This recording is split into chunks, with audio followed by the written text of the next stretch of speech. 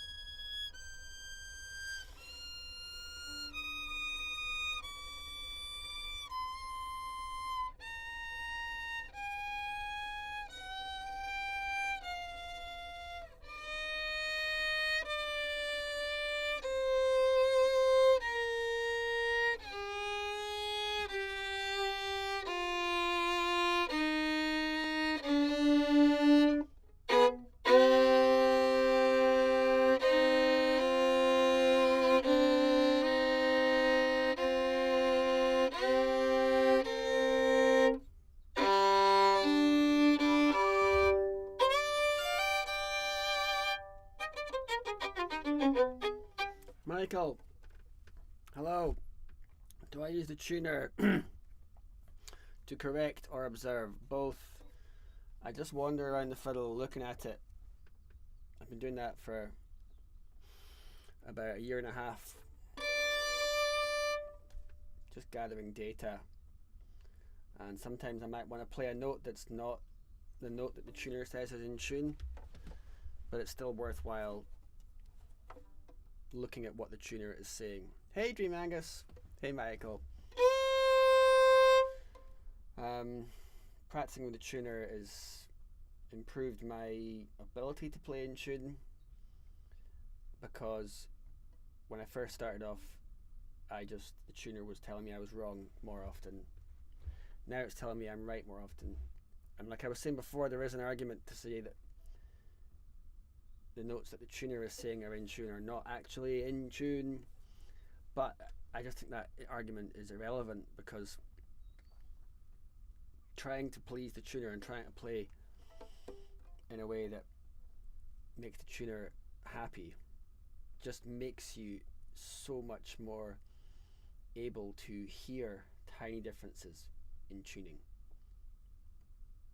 than not having this little personal trainer. And it also makes you quicker at just shifting tiny bits. And literally, just like, we're creatures of habit, right? So like, if you just habitually put your fingers in the same place more often than not, then you more likely that they're going to go there in the future. Plus, just finally on the argument for whether or not playing in tune with the tuner is in tune at all, no one ever seems to think that pianos are out of tune. No one says when they hear a new pop record, oh, it's out of tune. Everyone just seems totally fine with that. So this is just a great way of I'm just creating new files in my brain for where the notes are.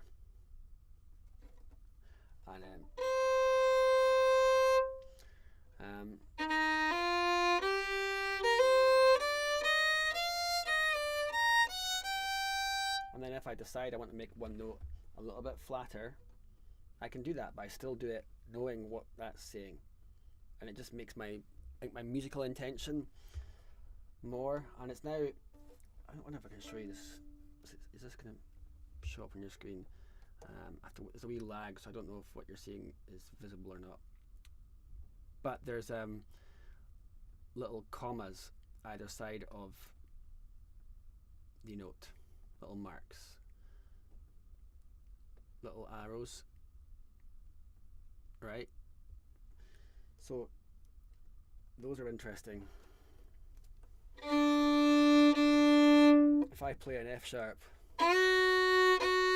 and have it exactly in between, that's F sharp that's in tune with every piano that's tuned to 440 in the world. But if I play that with an open A string, it doesn't sound good. There's A, F sharp. Doesn't sound very nice. If I make the F sharp a little bit flat so that it's in line with the left hand comma, and play that with the A string,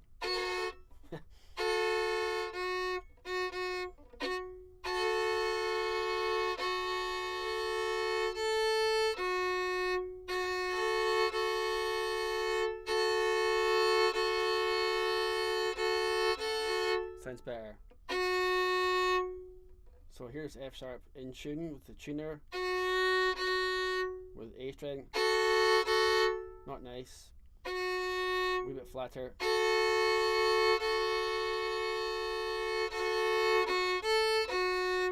So that's what I call flat F sharp.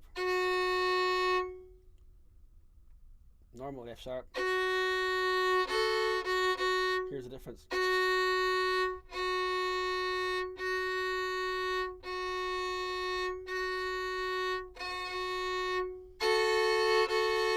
As a fiddle player, you need to be able to play double stopping that's in tune.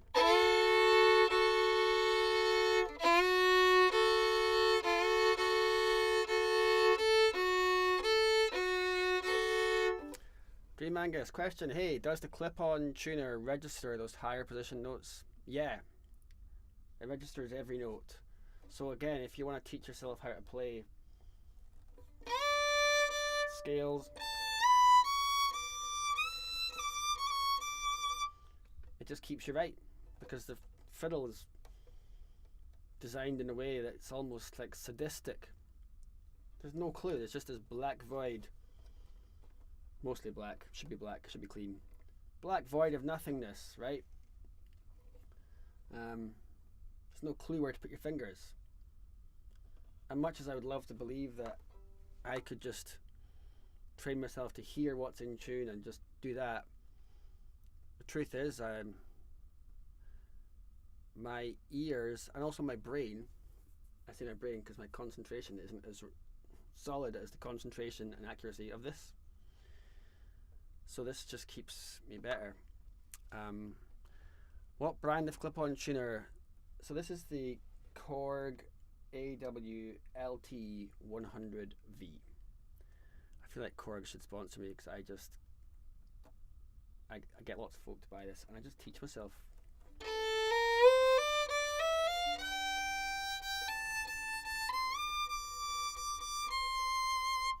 You can't do it with faster notes, but just longer notes. And for concerts, if I'm playing a slow air,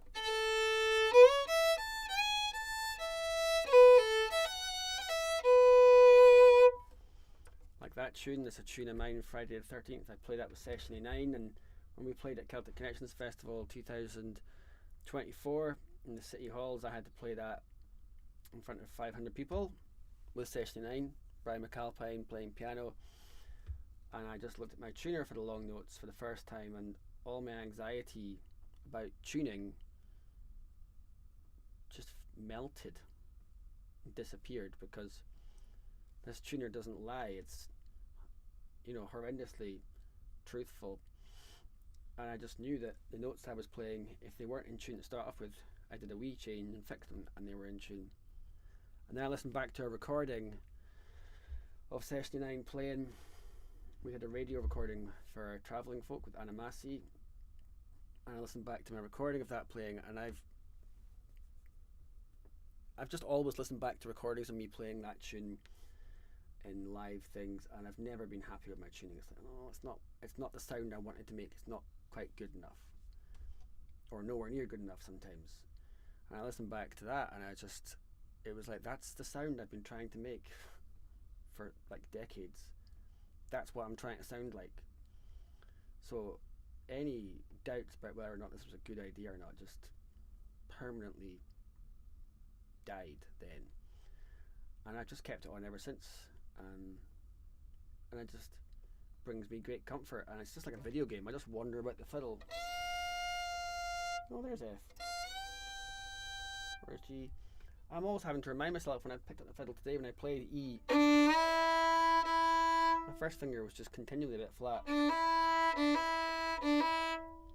never would have probably noticed that before. I was just like, oh, wait a minute. Today's a new day. You might have been playing that note in tune the other day, but you're not today. I just did a few of those looking at it. Can I get 10 of those in a row? Right?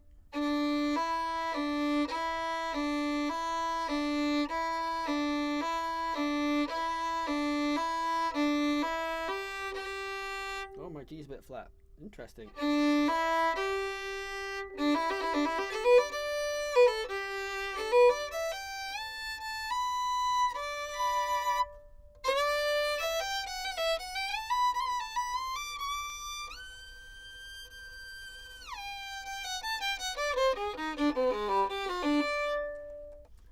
I've had some interesting reactions from some folk. Some folk almost take offence at me sitting, particularly in a session, what the hell are you doing that for, type thing. And I suppose that just amuses me. And someone else said to me, oh, it takes batteries, what are you going to do when it runs out of batteries? And I just thought, well, what do you do? Do you drive a car? What do you do when your car gets low on fuel? It's not a problem, is it? for people who drive cars. They don't drive the car, watch it run out of fuel, and then go, oh no, my car's run out of fuel. That's my driving days over. It's really not an issue. AAA battery. Whoa, what a difficult thing to overcome. So I don't play in tune all the time. I don't land on every note in tune all the time, and no one does, I don't think. But this has just brought my average game, brought it up, and it's just given me a sense of, all right, that's what I'm trying to do. Whereas I think before I was just kind of like,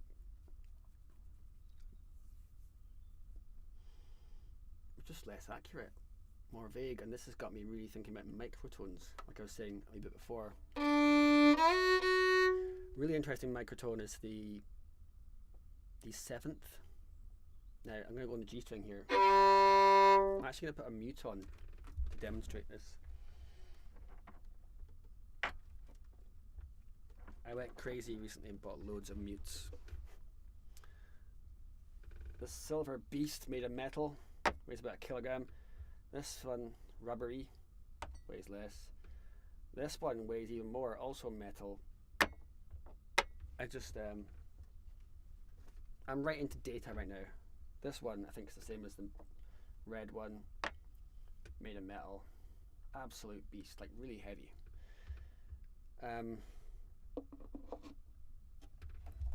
I just thought, what do all the different mutes sound like? Have a listen to this.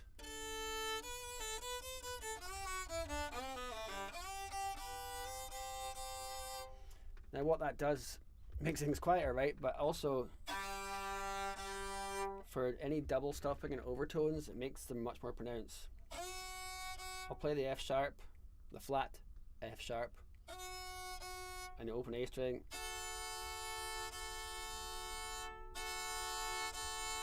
Much more obviously in tune. And when I play the normal F sharp with the A, this should sound much worse compared to if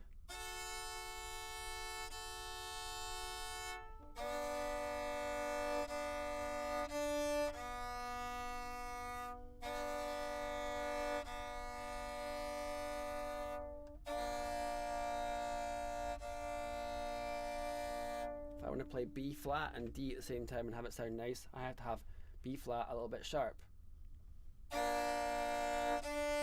Sharp, B flat. If I play normal B flat, you get this.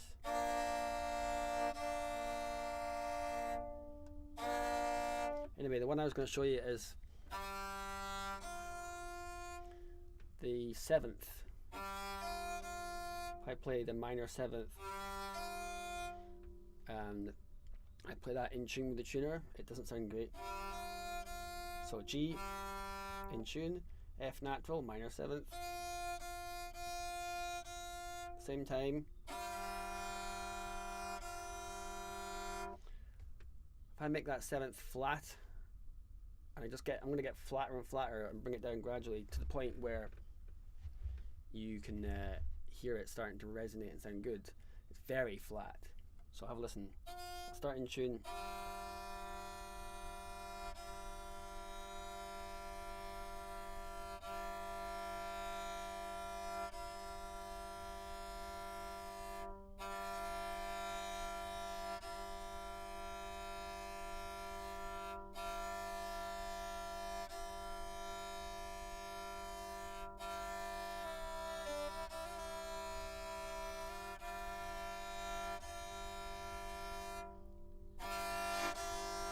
Love that sound. Hear how wild that sounds.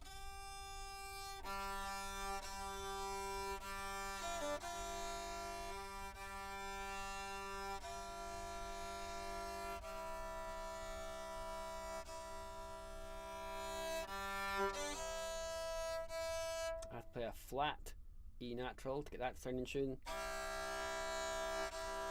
If I play in tune E natural, sounds like this. Not nice. Flat E natural.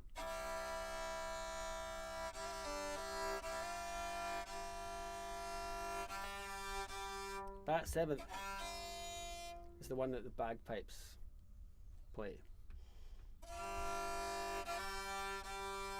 It's the natural seventh. And if you find the seventh on the harmonics on the string,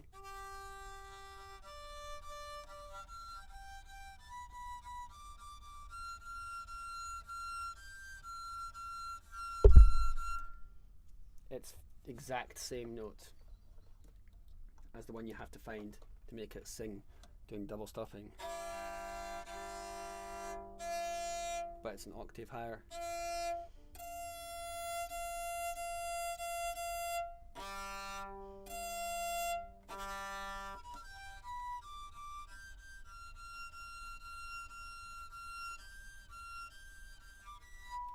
So that's the seventh that's naturally created,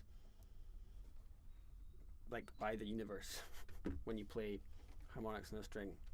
The harmonic series, I think you call it.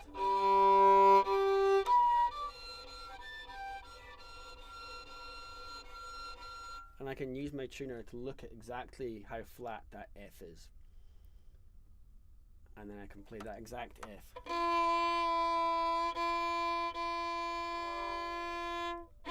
With the G string.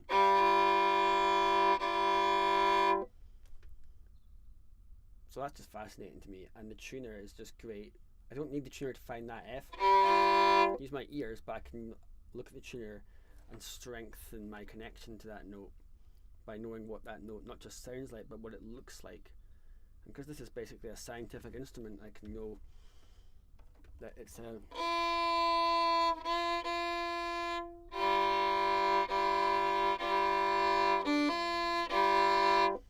exactly the same. So I'm using it to play. Year one of doing this, I was using it to learn where equal temperament in tune notes were. I'm still learning that. Year two, I'm kind of like, okay, I'm going to use this to learn the notes that are in between equal temperament. So again, going back to the original argument against using this was like, oh, but what if the notes that you're teaching yourself aren't actually really in tune and they're just the ones that are equal temperament? Well, this is actually helping me to learn how to play all the notes that are in between as well. And all the while doing so, it's making my brain better able to hear tiny differences and better able to just move, and I'm just building new neural pathways, new relationships.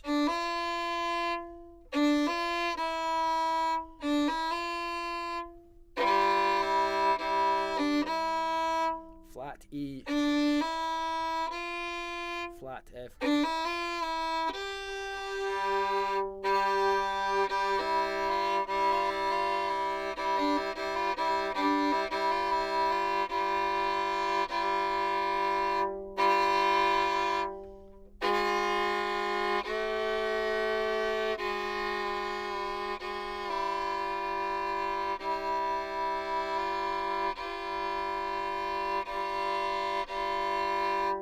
The bass overtone created with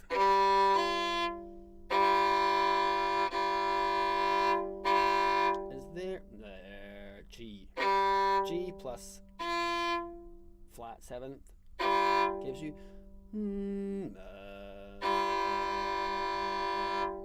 G plus flat E gives you a C.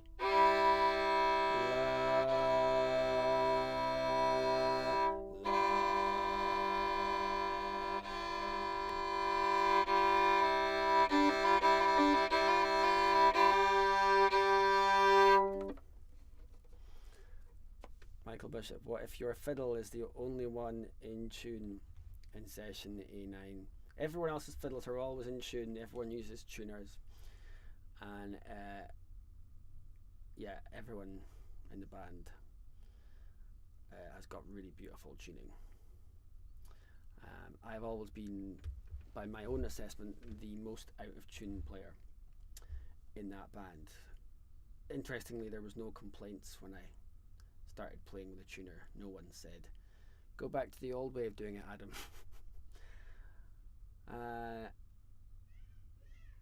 I don't mind that. I'm a big fan of admitting my weaknesses and then working on them. Actually, just the older I get, the more I want to just know exactly what my weaknesses are. And fix them, and doesn't make me feel insecure to go. I just notice. I just seem to be the least able to play in tune reliably in that band. This helps up my game, which is why I don't say it's for everyone. I'm not like a born again about it. I don't say everyone should do this, but for my own journey, I know it's fixed my tuning. Fixing it is bringing my average game up, and also because it's a scientific instrument, not only do I know, but I know that I know. So it's also building a lot of confidence. And yeah, I'm now learning microtones, and I'm able to practice scales with a greater degree of certainty and just build habits, because we are creatures of habit, if nothing else. We are what we habitually do. You don't think about brushing your teeth, how you brush your teeth. You've done it so many times, and me just doing this just builds the skills. I have a beginner fiddle class just now at GFW, Glasgow Folk Music Workshop, and these guys are almost up doing their first year, and I've got them all with tuners, which I was a bit nervous about because I worried that it might make them demoralised because the tuner's so brutally honest all the time. But to their credit, all of them stuck with it, and their tuning, I think, and I find this really rewarding, their ability to play in tune is so good for having been playing less than a year. If I wasn't doing that, I'm quite sure that their tuning would be all over the shop. My argument for doing it was it's far more difficult to unlearn bad habits than to just, if you can take it, learn how to do things really well from the beginning so that they become habits.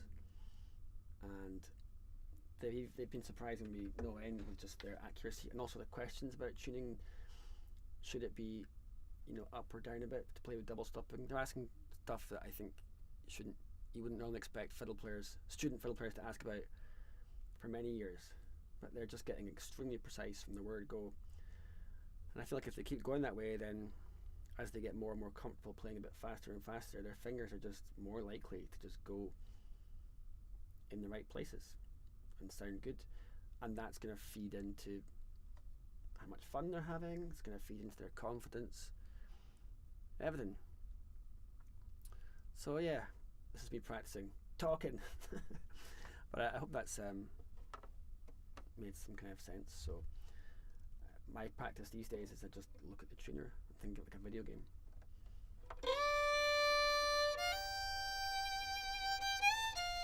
Also, I'm doing a lot of home recording, and I've been looking at a tuner for home recording since the pandemic, and I just look at it because it's better to just play it in tune first of all, rather than try and do auto tune or just relentlessly try to get a good take. So the piece of music I released recently, George and Faye's Golden Wedding, the take that ended up being the one was the second take. The first one was okay as well. It was a tune with lots of long notes, but they were all pretty much in tune. And if I didn't land on them in tune, I would just slide up to them, and that sometimes sounded quite cool. So doing this for me with the tuner and home recording and listening back has just really built a lot of kind of confidence. When I was in my teenage years and my early 20s, I was really digging into being creative and thinking about actual melodies and inventing stuff. My left hand articulation was pretty poor as a result of that, but I feel like in my mid-40s it's time to just reel that in. So there you go. I'll just play a bit more, I think, and then I'll probably wind this up.